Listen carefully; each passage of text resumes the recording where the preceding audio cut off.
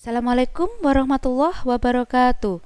Alhamdulillah anak-anak, hari ini kita bertemu kembali dalam pelajaran IPA.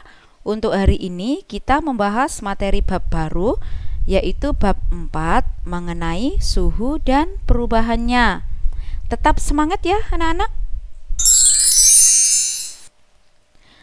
Untuk tujuan pembelajaran hari ini, menjelaskan definisi suhu, menjelaskan berbagai jenis termometer, dan membandingkan skala termometer dengan termometer yang lain. Sebelum kita bahas materi lebih lanjut, Bu Ira harap kalian semua sudah menyediakan buku atau alat tulis, pulpen, pensil untuk merangkum materi yang Bu Ira sampaikan hari ini. Baiklah, sekarang kita bahas dulu mengenai pengertian suhu dan termometer.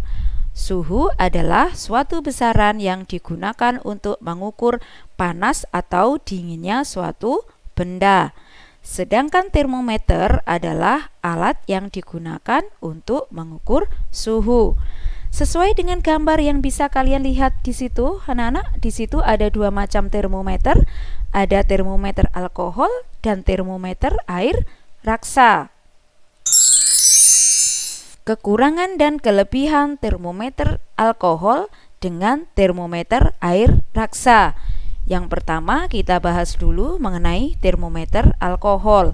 Kelebihannya, termometer alkohol itu harganya murah, dapat mengalami perubahan volume yang besar untuk kenaikan suhu yang kecil, dapat mengukur suhu yang sangat rendah. Sedangkan kekurangannya, pemakaiannya terbatas karena titik didihnya rendah.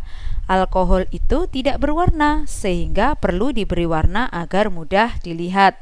Dan alkohol ini membasahi dinding kaca. Yang kedua anak-anak, kita bahas mengenai termometer raksa. Adapun kelebihannya, warna air raksa itu mengkilap seperti perak sehingga mudah untuk dilihat. Cepat bereaksi saat terjadi perubahan suhu, tidak membasahi dinding kaca, dan volume air raksa itu bisa berubah secara teratur. Adapun kekurangannya, untuk air raksa itu harganya mahal, tidak dapat digunakan untuk mengukur suhu yang sangat rendah. Dan raksa itu mudah menguap dan beracun. Jadi dalam penggunaannya harus ekstra hati-hati karena akan berbahaya jika sampai pecah dan terhirup. Skala pada termometer. Silakan anak-anak kalian perhatikan pada gambarnya di situ. Ada 4 macam skala pada termometer. Yang pertama skala Celcius, yang kedua skala Fahrenheit, yang ketiga skala Reaumur, dan yang keempat skala Kelvin. Untuk titik tetap atas pada skala Celcius itu 100 derajat. Untuk skala Fahrenheit 212 derajat. Untuk skala Reaumur 80 derajat. Sedangkan untuk skala Kelvin 373 derajat. Jadi untuk lebih mudahnya begini anak-anak. Jika kalian merebus air, nah air itu jika sudah mendidih, maka jika diukur menggunakan termometer Celcius, suhu air yang mendidih itu besarnya 100 derajat Celcius. Jika diukur menggunakan termometer Fahrenheit, suhu air mendidih 212 derajat Fahrenheit. Jika diukur menggunakan termometer Reaumur, suhunya 80 derajat Reaumur. Dan jika air yang mendidih tersebut diukur suhunya dengan menggunakan termometer Kelvin, maka besar suhunya adalah 373 derajat Kelvin.